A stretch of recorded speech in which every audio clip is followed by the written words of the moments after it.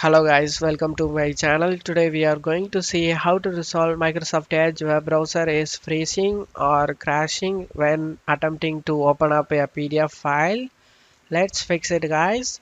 You just need to go to search menu and type installed apps. Click on open it. In search apps you just need to search for Edge. Click on the three dot icon in Microsoft Edge and select modify. Select yes. Now repairing Microsoft Edge requires an internet connection and will reinstall the browser. Your browser data and settings won't be affected. Click on repair.